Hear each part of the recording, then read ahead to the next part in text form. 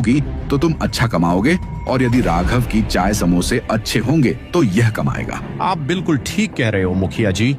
मैंने भी इसे यही बात समझाने की बहुत कोशिश की, लेकिन ये समझ ही नहीं रहा। ये सुनकर कालू चुप रह जाता है और इसके बाद वह वहाँ से बड़बड़ाता हुआ चला जाता है और वह आदमी अपनी टपरी खोल लेता है। उस सीधे साधे आदमी का नाम राघव था। वहीं कालू काफी ज्यादा परेशान होता है।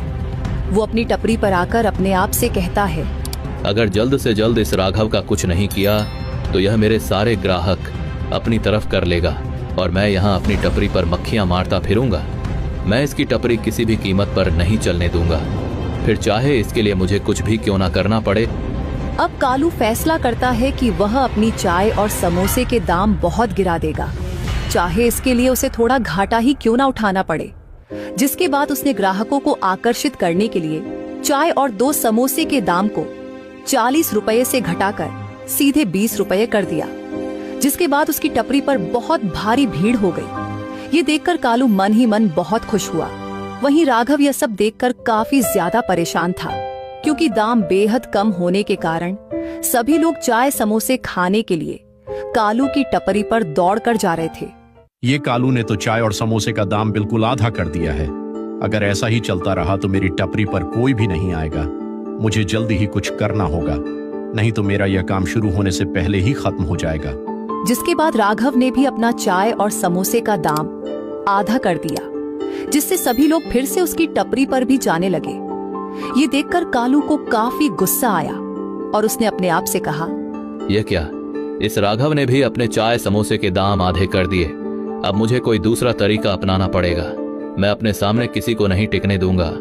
ये कहकर कालू अपने समोसों के आलू और तेल में मिलावट करना शुरू कर देता है, क्योंकि यह सब करके उसे सस्ते में घटिया सामान पड़ रहा था, जिससे उसका मुनाफा बना रहे।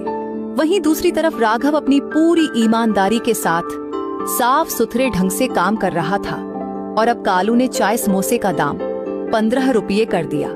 जिसके बाद सभी लोग राघव की टपरी को छोड़कर कालू की टपरी पर जाने लगे। तभी एक ग्राहक बोला, अरे वाह कालू भाई, तुमने तो इस बारिश के मौसम में दाम कम करके हम गरीबों के मजे करा दिए। अरे हाँ हाँ भाई 15, क्या तुम लोगों के लिए मैं इस चाय और समोसे के दाम 10 रुपए भी कर दूंगा।